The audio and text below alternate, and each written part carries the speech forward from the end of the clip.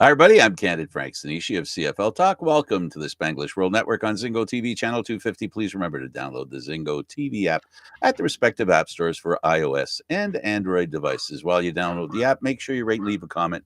Both apps are absolutely free. Zingo TV is available on Google Chromecast, Amazon Fire TV sticks, Roku sticks, and also all smart TVs 2016 forward. And don't forget to subscribe to Candid Stanisci 1030 on YouTube. That's if you can access it. Now on CFL Talk, as usual, is David Morassutti with me. And of course, it's football talk as well because it's the off season. I know I have the Canadian Football League here. How you doing, by the way? Thanks for doing this. I'm good. No, it's a busy time in the football world. Even Sure though we got to wait a little bit of time for the Super Bowl, I think it's the NFL I think got most of what it wanted, in my opinion. You'd be so right. You're not wrong. Yeah, no kidding. Well, first, let's just talk a little bit about the Canadian Football League. In April comes the combine. We've got the combine coming up. We've got the draft coming up. And we've got a guy coming back to the Canadian Football League, to the team he left to go to the NFL, otherwise known as Chris Streveler. He signs a 1-year contract with the Bombers. He's back there again after they lost or traded their backup quarterback. They're back. What's new is old. What's old is new again. Yeah, I mean, we heard the rumblings. I even think during last year, we kind of heard that Chris Streveler was looking to, make a return to the CFL. After he got some time to play in the NFL, right? There was a kind of helped put a little bit of the CFL on the map when you hear Chris Streveler, who used to play in the CFL and things like that. 4 seasons in the NFL. Obviously, he didn't start. I think he started 1 game, if I'm not mistaken, 1 or 2 games in that time. But, this it's a good opportunity for him to. This is why when you have NFL players that have NFL aspirations, you never let the relationship end sourly. We have seen many times before where teams have players who clearly come to the CFL to get some film and show NFL teams what they can do in hopes of getting back down there. And that's why the CFL implemented the NFL out clause in contracts. Right. And teams don't want to get in the way of players because when it comes to the Canadian Football League, there's nothing they want more than have the better players want to come to the Canadian Football League with the opportunity of going to the NFL. And really, when you do when you add it all up and you take all the facts and stats and information, they really don't lose that many players to the NFL when they do give them a chance to go to the NFL. So really, it's not a bad deal, because at least what it does on the good side, it tells football players in North America that, hey, you come here, you'll get a sniff at the NFL. There may be no guarantee, but the ego of every player, all they want in their minds, most human beings are only looking for a chance, and the chance is good enough for many, and I think it is important enough and desirable enough for football players in North America. Yeah, exactly, right. And we know that even players who get on the practice roster, like the big one here, Austin Mack, right?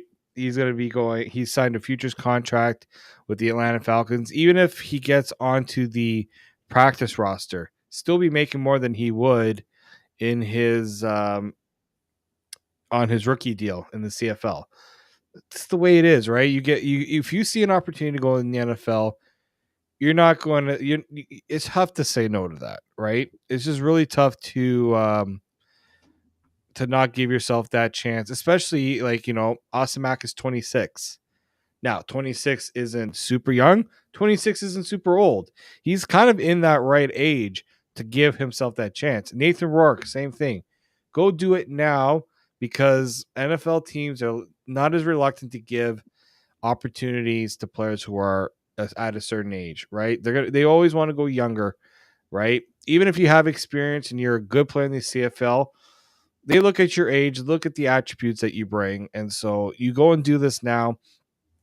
Now, is it unfortunate the CFL loses good players? It is unfortunate, but it also provides opportunities for others. Right. For every player they lose, there's about 50 that want to come up because of it. And you know what? That's the way I It see it. only and I think you touched on this, Frank. It looks we've talked about the sport. It looks so good on the CFL. As tough it is to lose players, it looks good on the CFL to have your players go down there and Yeah. succeed. And it creates it's a positive relationship between the league or the teams and the players, right? So it's something that's a good thing. I think it's a good thing because when I watch the NFL and I see a former CFL player, I get a little bit of a little pang of pride for these guys to make it from the Canadian Football League to the NFL. I know. I'm not going to argue with CFL fans. Mm-hmm. The Canadian Football League's a better game. I get it. I really, really do. But it's not the only game. And right now, I guess this makes a good transition. We talk about the NFL now for you CFL fans. I'm sorry. We'll talk about the NFL now, and this is a great part of the season for any league. We're down to the championship game, but let's talk about the games that brought the championship contenders to the Super Bowl. Now, we had the Lions lost to the 49ers. This was, man, we see this in sports more than fans want to see, especially the fans who are the victims of a landslide second half or a landslide back half of the game or the third period in hockey to watch their team literally disassemble in front of your eyes. And that's what happened to Detroit. How did you see this game and why it ended up where it did? Detroit, I think, got a little too. You know what? I looked at one incident in particular. Gardner Johnson, the cornerback. I think he had an interception in the first half, and he started. I wouldn't say taunting, but he was making it known how he felt about his team's chances to win the game. And you can't go into the mentality. I know it's the San Francisco 49ers. They hadn't really, they've had their issues where they've struggled to come back in games, but we have seen teams come back from anything. 28-3 down in a Super Bowl. Yep. No lead is insurmountable when there's time and there's belief. And what happened in that game for Detroit was you had a chance at the goal line to put points up. Dan Campbell, one of the more aggressive coaches, and in a lot of ways, it helped the team, and in a lot of ways, it cost the team at times. But you have a chance to put up 7 points to go into the half. You decide to kick a field goal, and I said in that moment, that was a mistake because you had a chance. It was almost like he had a tight grip. He had a chance to really not lock it totally down, but he had a chance to really make it that much tougher. Now add not even salt to the wound, but really push it in like where we know that you can maybe try to come back, but we're gonna make it as tough as possible. But then Go ahead. But then the pressure, San Fran turned the pressure up because there was the fumble. I know people were bringing up the fourth down non-conversions, but a fumble gave San Francisco life. They go on, they score 17 unanswered points in the third quarter to tie the game. That's how easy a game can flip. You make a mistake, teams are going to take advantage. We've seen it in the CFL. What do we always say in the CFL? No lead is safe. The last few moments are the most exciting parts. In the NFL, it's kind of turning that way too. Turnovers, one or two mistakes, you leave an opening, another team gets a little bit of they get a little bit of life, they get some things that go their way, and that's the way she goes. Boy, oh boy, oh boy. I'm trying to think back to when was the last time the 49ers played 4 good quarters of football? Got to go back almost half a season to remember at least a third anyway, where they have played a consistent, complete game. This was a typical game that they played, the last third of the season where they have not had a good game. They've had a good half, a good quarter. They've won games with with a little bit of time playing well, and they did it in this game. The Detroit Lions, the taunting part is true. I agree with that 100%. There's also the invitation part to score, where Detroit did not. In one of the cases, like you said, they consider it like a boxing match. They didn't kick any field goals that they could have kicked. They might as well have done that. The same reason why a boxer doesn't continually back up. The boxer at some point, even if he's taking some shots, he's got to do something to slow down the guy that's throwing all these haymakers, right? And Detroit didn't do that. They just basically put their hands down and just said, okay, hit me. No. It was terrible. It was terrible. A bad coaching decision. I understand, and a lot of Detroit Lion fans are going to say, yeah, but this is the way the team was. This is the way they played. And it usually worked out for them. It didn't this time. Well, I don't know. When you're playing in because every game in the playoffs is the biggest game of the year, right? I mean, that's what they are, because you win or you're out. So, you got to play those games like there's no tomorrow, because there isn't. And Detroit proved that any team that ends up in the kind of position that they ended up in, the best kind of taunting they can do is after they score points, and they didn't do that. They didn't score points when they could have. Yeah, I mean, you cannot talk until I'm the opinion you shouldn't talk until the game is fully out of reach. When it's like you are down to the final moments of the game, then you can start. This is where Kansas City, I admire them in a way, because they're not doing any of that stuff until they know that they have the other team done and out for the count, right? Why give the other team any reason to want to come back, or any egg them on, Bulletin right? board material, all that stuff. It has a little bit of an impact on a game. It may not have overall impact. It may not be the most important feature of the game, which it isn't, but it can be the difference, because we all know that, when we talk about football over and over again, we talk about a game. It seems we tend to, as fans and as reporters, as a group, it seems we always seem to boil it down to one mistake or one bad play or one positional player, like a quarterback was not on his game, that kind of stuff. But the fact is, the reverse is true. It has to be just like winning. We talk about, you win as a team, you lose as a team as well. And there are a lot of reasons why a team can win and a lot of reasons why they can lose.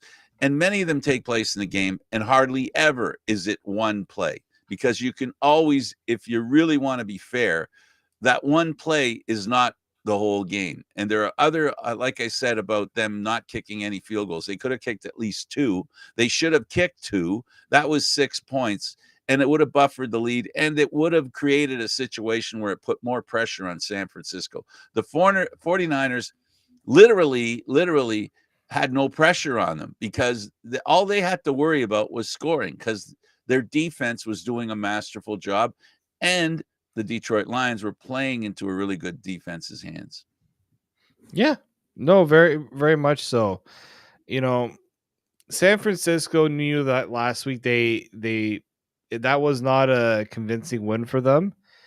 And I do think that when you look at how they played this game, look, they were vulnerable in that game. There was clearly some areas where, you know, they were exposed a little bit by Detroit, the run game especially.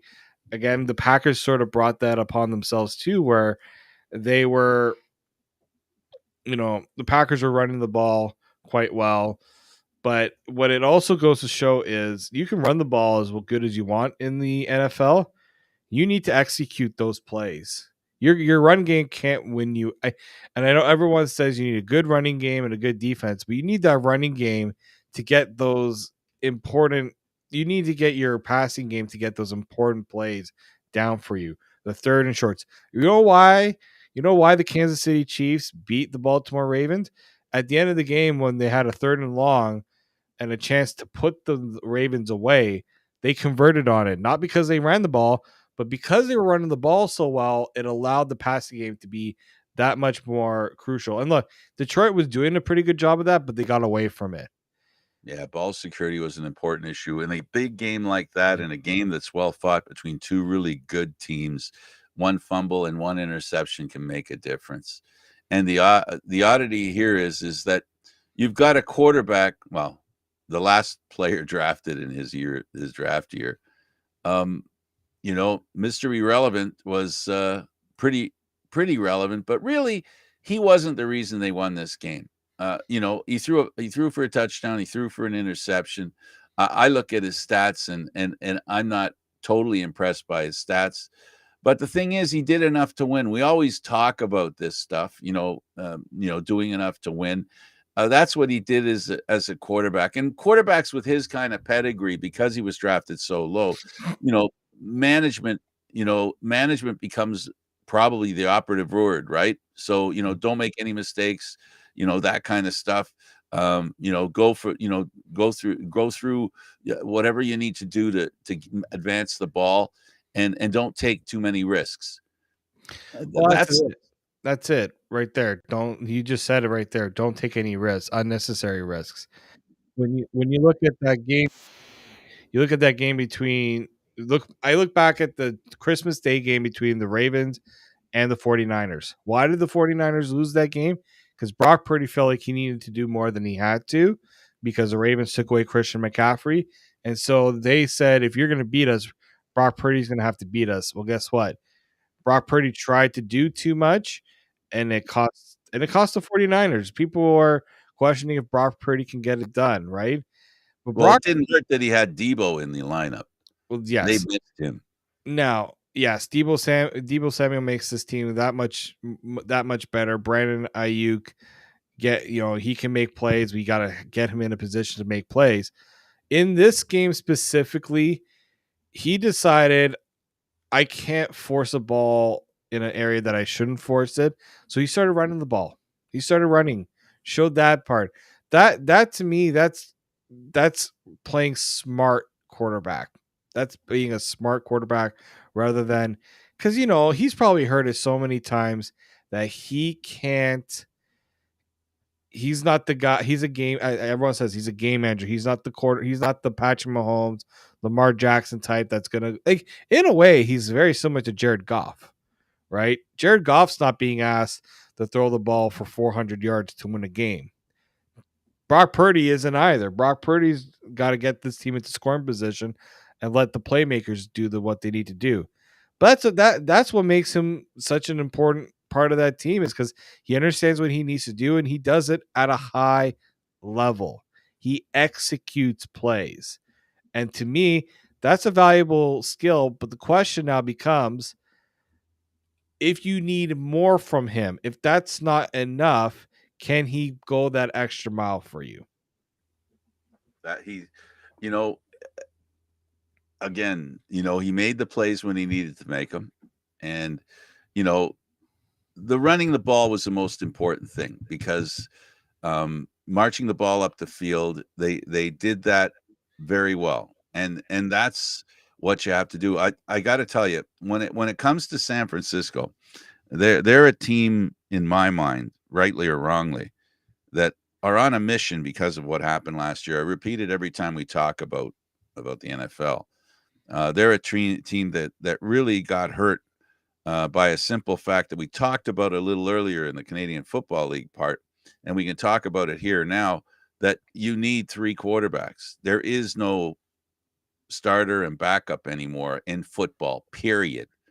Canadian Football League, NFL, it's all the same, David. We need to have assurances that there's enough quarterbacks on the team that if something bad happens again, you have somebody that can win you a game. San Francisco's still hurting from that experience. People can tell you, oh, we don't know, no care, it was just something that just happened. But I think the NFL knows, because that was an embarrassing moment for them when San Francisco lost in the playoffs last year, because they didn't have a quarterback on the sideline. Yeah, we don't know how different that game is going to be if you're going to your third. Let's not forget, Jimmy Garoppolo hurt. Trey Lance hurt. Brock Purdy was the third option, and then they had to go to the fourth option. Not many teams win in that regard. And so yeah, the NFL the NFL learned a big lesson, obviously, and that's why they made the big change to allow the change of and how quarterbacks dress and things like that. But I think if you're San Francisco, yeah, you wanted last year left a bad taste in your mouth, and what did they do? They didn't sulk about it. They got back up and they said, "All right, let's prove everyone wrong that last year was off. It was a fluke, us losing in the playoffs." And I think that's what they proved. Oh boy, did they prove it. And they proved it in spades. They really did a great job of proving it. Detroit as a team, looking at just to stay here in the NFC for a second longer. Yep. And we can concentrate on the AFC. How do you think they react to do you think they'll have the ability to and do they have the players? Is Goff the kind of guy that you think next year when they come out, they'll come out even more fired up and be as good a team at least as they were this year, have another chance at getting to the Super Bowl? Yeah, you do have to wonder, is a player like Jared Goff good enough to get you to the championship game, but can you win the championship game? Look, we already had LA make that question about him and went out and got a Matthew Stafford, right? That was a question mark they had. Detroit does have a question about him because he is under contract for next year, but then he becomes a free agent. He's 30. Do you see him? I mean, he led them on to their best season in a really long time. Now the question becomes, what are the other options? Is he the guy? But the other thing is too is if you decide, okay, we're going to go out and get a quarterback. Sorry, who are you going to go and get? And that's always the thing is the grass greener on the other side. We have seen teams move on from quarterbacks, go out and draft a quarterback, and then they get stuck. So I think I truly believe that if I'm Detroit, you build around him because you have a quarterback that's proven that he can win you football games. He plays well in the system. You just got your offensive coordinator back. He decided to stick around. So you know what? I think you're better off making sure that you give him the tools to be successful, right? Get him a few more weapons they can throw to, but I also think they got a lot of free agents they're gonna have to figure out. And the defense is something they're gonna have to figure out. Maybe you gotta have a little bit of balance there too. And we all know the effect success has on contract time. Absolutely. And right now, Jared Goff's value is at a high. And I think the good thing too is you can do this without having to spend a lot of money on Jared Goff. Yeah, Jared Goff is probably going to get a raise because every quarterback gets more money. But maybe you could say, you know what, you're good, but are you of that tier? He's not the tier of Patrick Mahomes. He's not the tier of Lamar Jackson. He got farther. Well, he got to the same point as Lamar Jackson, but you look at just the way the team is structured, the team is built. You could probably get more value out of Jared Goff if you get him to the right contract, and I think that's going to be the important question there. Yeah, and he would not be and will not be the be all and end all under center. They're going to need to ensure that they have some. I said it before and I'll say it again: 3 quarterbacks, baby. It's not just one quarterback. Now they did select a quarterback in the 3rd round last year in Hendon Hooker, who some people believe that he's one of those big play sort of guys. I think again, but they have a good situation where they can let this guy really learn, do the Jordan Love sort of route. Let him learn. Don't thrust him into a situation. That's why keeping Jared Goff would make the most sense. Yeah, and I think they will. And I think Detroit will be will be a really good team. But the biggest thing Detroit's got to worry about is the NFC East is turning into a bit of a beast. You know, they were the laughing stock of the NFC. I think they're going to be a little better next year. I look at the Bears maybe improving, and of course the Giants. So I think the NFC East is going to be a little, and then there's always Philadelphia. So I think it's going to be a really interesting division. So as far as Detroit's concerned, it'll be a little tougher road to go to. I think so. That's going to be the hard part. It's not going to be about how good they are, or how it's going to be about how improved the opponents are, the opposition in that NFC. Well, in the NFC North, there you got obviously the Bears were trending in one way, but they could seriously make a turnaround if they get the right pieces to come together. The Packers are right on. I think the Packers, you make some improvements on that defense. They got a good young offense, a good young quarterback. That's a team that's trending up. Minnesota, they feel like if they can get a healthy quarterback and they got the weapons, they can be like the NFC North is. Yeah, you're right, Frank. That's going to be what's going to make life tough for Detroit, but it's also what's going to make them, I think, battle tested because they'll have a tough division that they'll have to go through. Nothing will be. It's not like the Cowboys and the Eagles, in my opinion, who got to beat up on the Giants and the Commanders, and even themselves in a way. Like it means something to have competition within your division. Even San Francisco going up against teams like the Rams, the Seahawks, good tough teams that really test you each and every week. The Seahawks, another team that's rebuilding. They just hired their new coach, Yep. the defensive coordinator from the Ravens, youngest coach in the league at 36. There you go. It's a bold move, but you know what?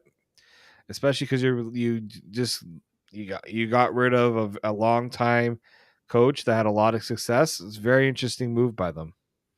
So San Francisco moves on to the Super Bowl. They do it by winning a game that really didn't look good for them, but they proved they could make the comeback. And of course, they've proven again what they've done all year, and that is prove they can win when sometimes they shouldn't. And that's what you're up against when you show up at the Super Bowl to play the Bears. Let's talk about the other game that gave us the AFC team that goes to the Super Bowl. And of course, that was a game. That was a game worth watching. It was, I got to tell you, KC, they're the team, I guess. I'm not going to say like the Alouettes in the Canadian Football League, because they're not disrespected to that point. No. But they are a team that has been called into question all season. I don't know, is this the team that can go to the Super Bowl? A lot of questions on their side. On the opposite side of the field, the Ravens that could not be beaten, that were an imposing figure. It didn't work that way, David. Why didn't it work out that way? Well, I mean, look, first off, I got taught a very valuable lesson. You never bet against Patrick Mahomes. Well, I didn't bet. I'm better. Oh, okay. I didn't bet, but you do not. You can't say one team is definitely going to win against a Patrick Mahomes led team.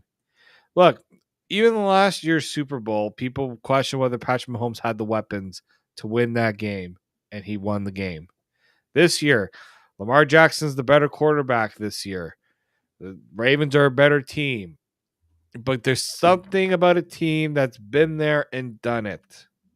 And that's what Kansas City's done. That is what it looked like to me. That's a team that wasn't going to lose the game themselves. The Ravens were going to have to beat them. And guess what? The Ravens couldn't beat them because the Ravens were beating themselves in a lot of ways. Penalties, fumble on the goal. That fumble on the goal line, that was the game. I said, I don't know if they're going to win now because of that.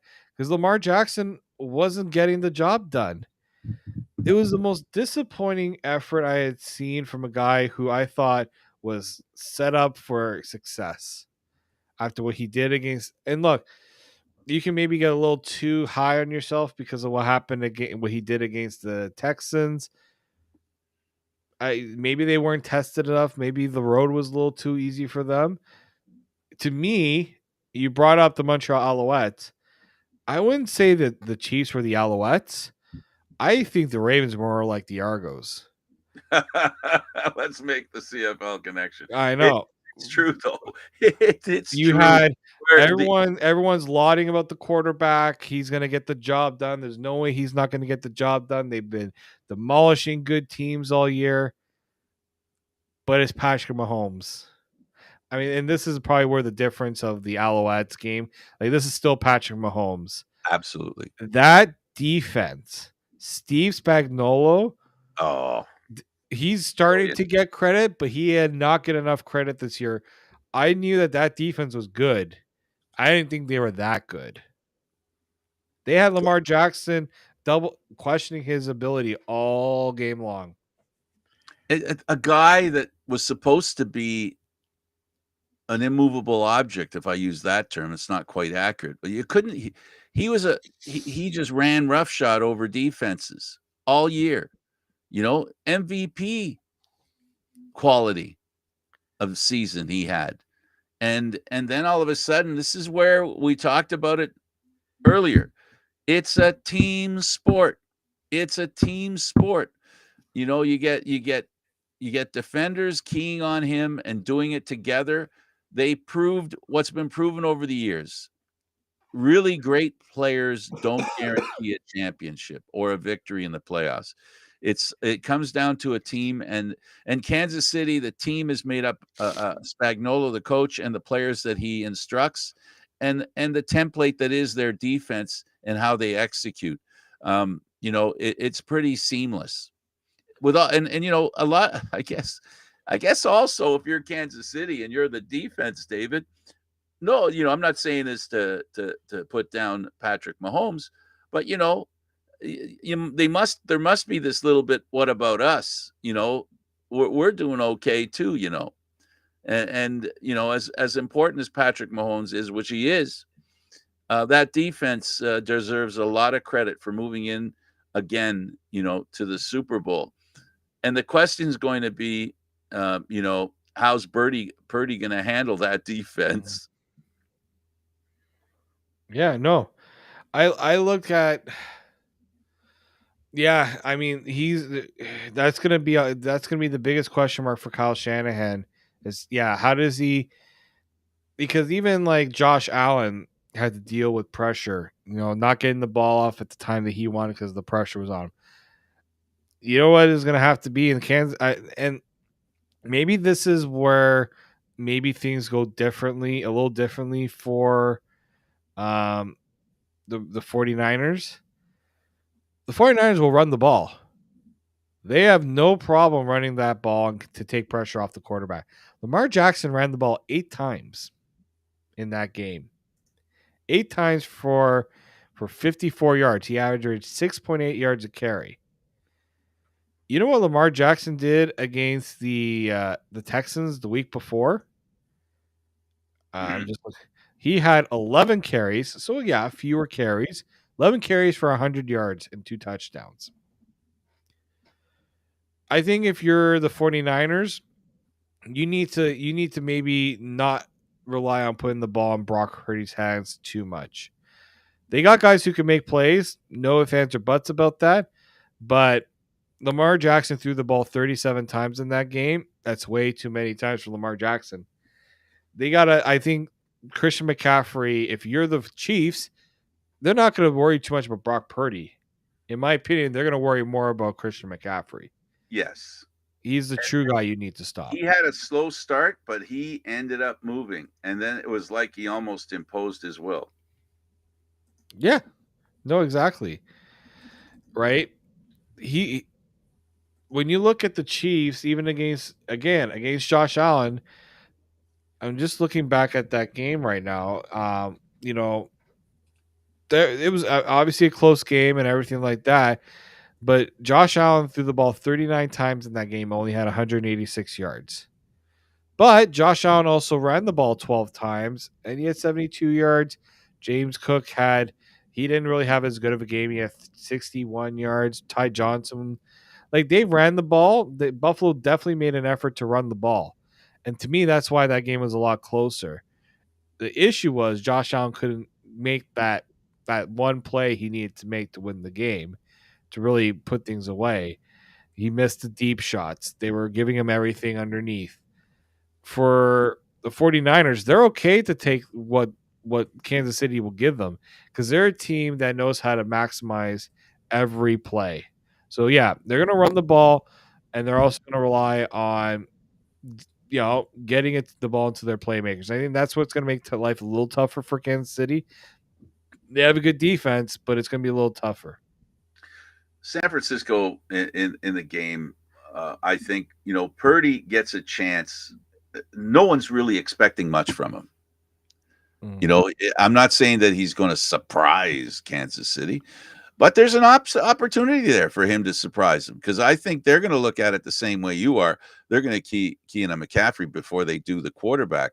And, he proved that he can run a little bit as well, David. We saw him run a little bit in that what I'll call the AFC final.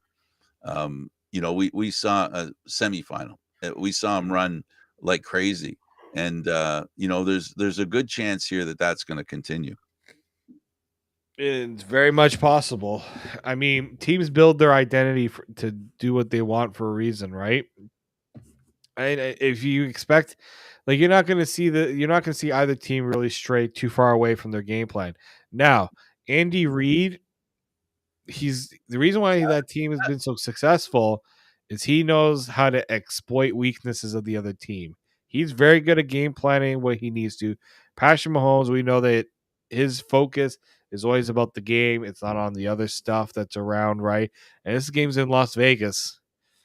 Oh, it's an exciting city, right? I think last year was Arizona. There's a little more excitement to this one. I think that's something they're gonna have to be a little careful about for sure. To be honest, Andy Reid's the reason why I became a KC fan. I like Andy Reid. I like what he did back east. He had some hard luck situations. He never caught a break. And then he went to Kansas City, and they had a pretty good quarterback at the time, not named Mahomes. And I like the team. I also, looking back at the history of KC and remembering them in the 60s and 70s was always a lot of fun watching them in Oakland go at it, right, in the West. So for me, it's something that KC is at that time when he got there, the head coach got there, they were like the Detroit Lions were. They were a team that had a great history and their fans were long suffering. And then all of a sudden, I like what happened with the coaching change. And then I liked the quarterback they had. And it was a complete surprise that they came up with Mahomes. That totally surprised me. And he continually surprises me. Patrick Mahomes is the only quarterback in NFL history to play with a partial helmet. That makes him unique right there. So we can say that he's unique. And I got to tell you, for that helmet to break, that was quite a lot of contact, and he just shook it off. I'm amazed by it, David. I was in shock when I saw the helmet and the condition it was in. Well, I mean, yeah, he's a player that will do what he needs to make the play. No, never ever really any doubt about that. I was surprised more so that the helmet actually did that. I've never seen a helmet do that before. I've never seen a helmet crack. It's a little concerning. If you're Patrick Mahomes, if you're his family and you see that happen, you're just like, oh, that's not exactly what we want to see, Patrick. Maybe we don't have your helmet crack going forward. So I'm sure he heard a little bit about that after that game. Now, when I mentioned the name Travis Kelce, there's a singer that gets attached to that. Let's stay away from the singer for a moment and let's talk Travis Kelce, the football player.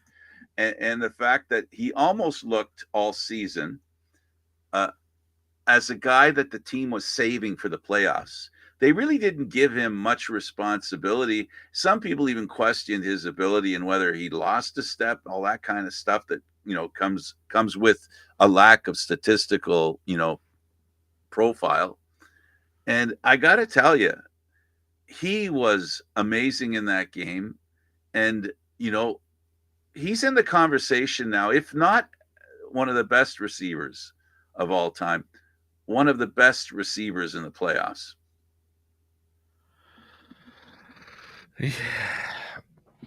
Yeah, I mean, it can look very subjective because we're seeing it now, but he's up there. He's definitely up there because he's just so. You just know if the ball's going in his direction, he's making the play more times than not, probably 90% of the time.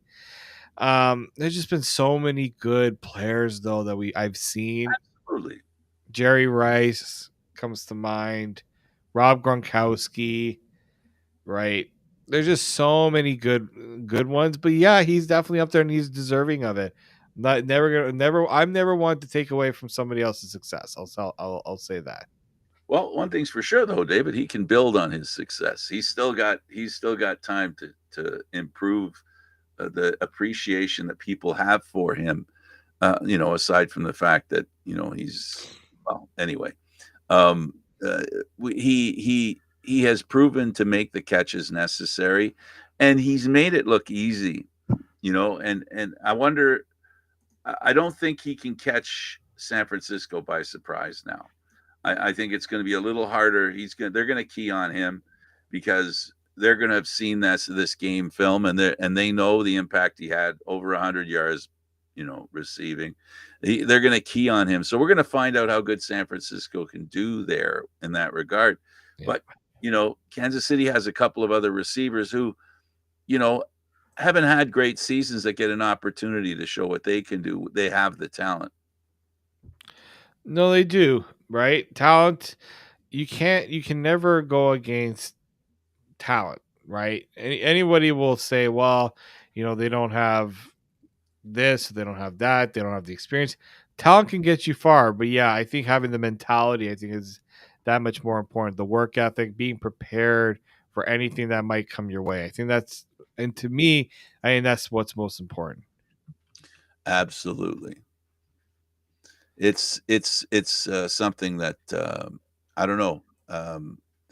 Well, I'll leave it there. One thing that this championship's going to show is that you have a quarterback with very little reputation against one that has one of the biggest reputations. You've got, I think a receiving core that's pretty comparable. What do you think? No, I think San Francisco's they've got more weapons, in my opinion. Like, you got Travis Kelce. George Kittle's not far behind in terms of more being a complete tight end. Deebo Samuel, when he's healthy, he's just he can do so much for you. Yeah, like, I can see, Kansas City's guys don't get enough of credit. I do believe that. But I also just think that there's I don't think maybe I think we haven't really seen this this San Francisco team get their due, in my opinion. Yeah, they're both you're right, because both teams actually fit that definition. Yeah. Like Kansas City's making people go, "Oh, okay." And then what you said, don't bet against Mahomes. I mean, there's a reason why people are betting against Mahomes and then regretting it, right? And this game here is going to be very interesting, especially the part that is before the championship game, before the Super Bowl, the week before. I'm just wondering how much the talk will be the week before and how it'll impact on the game, because both these teams kind of have this built-in bulletin board, because this year in particular, both of them, haven't gotten the kind of respect that I think both deserve. And they've proven that they can make it there. And I'm just wondering, in that week, talking about San Francisco and, is Samuel healthy? All these questions that are going to be asked.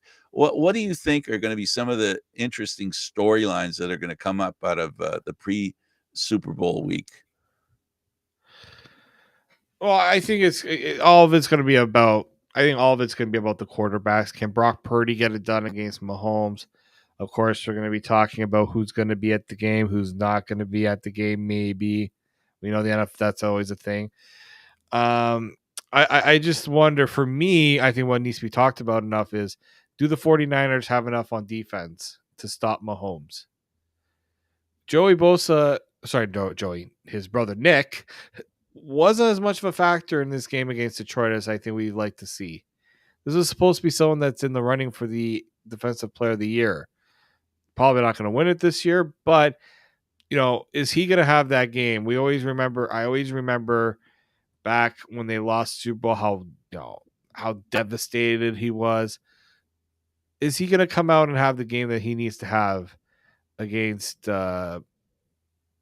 Kansas City? Is he going to make life miserable for Patrick Mahomes?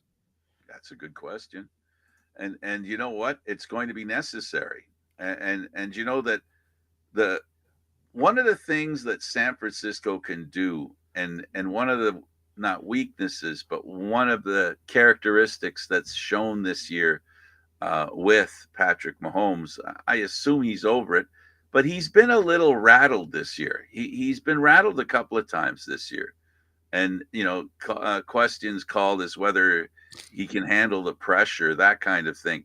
And I'm only talking not over the long haul, but at a moment, how he had problems with some of the penalty calls, and then especially having a penalty call that affected him after a game that he was really cool about the fact, well, you can't blame the officials, we could have done this. It was really a Jekyll and Hyde there, where 1 week he was really classy about the way he took what I think was questionable refereeing, and then in another week where the refereeing really bit him on the behind. Yeah. I mean, look, I look back to when the Bucks beat the Chiefs in that Super Bowl years ago with Brady at quarterback. Mahomes did not look like Mahomes because the Bucks made life tough for him. And to me, that's what it's. I mean, yeah, officiating is going to be talked about and things like that. But those, I think, are factors that don't get talked about enough, right? Can the Chiefs, can the 49ers make life uncomfortable for Patrick Mahomes? The Eagles didn't really do that in that Super Bowl either. You look at the Super Bowls that the Chiefs have won, Patrick Mahomes was the star. I remember the last time, again, the 49ers and the Chiefs played in the Super Bowl. First half, Patrick Mahomes did nothing. Mm-hmm. Nothing. Then the second half, he had this big play down the field, and boom, floodgates opened. San Fran couldn't make the plays. The Chiefs made the plays, and they won the game. Absolutely. I think maybe if you're Kyle Shanahan, you learn from that. I think that's the big one there. Yeah, absolutely. Who do you think will be the key to winning on either team? A surprise. Who do you see as somebody that could surprise everybody in the Super Bowl? Who's so I think is to me, man, that's a good one. My job. I do think Rashid Rice, the wide receiver for the Chiefs, he's been slowly making plays for this team. I know Pacheco. A bad start to the season. They were saying who's going to come out and make plays for this team, and then he's the one that stepped up to do it. Absolutely. And I think that's maybe where it comes from, right? Someone like last year, it was Kadarius Toney, right? And we know that Kadarius Toney, I don't even know if he's going to play in this game. So I might be like a guy like Rashid Rice. That's someone I would, if I'm looking at a player on Kansas City, that's who I'm looking at. Okay, I'm gonna call the Chiefs to win, homer as I am in this case. I'm gonna say 31-28. Oh, we're doing predictions now. I thought we were going to do those next week. Oh yeah, we still got a week of news to talk about with them next week. Just wait, see how both teams stack up with injuries. Change. This is the Canadian. This isn't the Canadian Football League. The NFL takes a week off before the Super Bowl. Just in a hurry to go to the next step. It's going to be fun, regardless. It will be fun. And this week's going to be fun. What to watch for? We talked a little bit about it. I know there's going to be a lot of interesting storylines, and we didn't mention the Swifties. We got another week to talk about the Swifties. Yeah, we can talk about the Swifties and how there's the Republican Party of the United States is questioning if there's some sort of conspiracy. Yeah, let's bring the. Sure. Notice we're going out at that point to make sure we don't talk about it. At least not now. Thanks for doing this, David. I really appreciate you coming on. No problem, Frank. All right, he's David Morassutti. I'm Candid Frank Stanisci. Thank you for watching CFL Talk, CFL Football Talk, airing live Mondays at 9 p.m. With a little different today with some problems with scheduling. This show can also be heard on the Spanglish World Radio Network. For CFL Talk news, entertainment, and other sports programming we offer, please check out SpanglishWorld.ca. Spanglish World. Watch it, hear it, read it, download it, and live it. Thanks for watching, everybody. See you next time.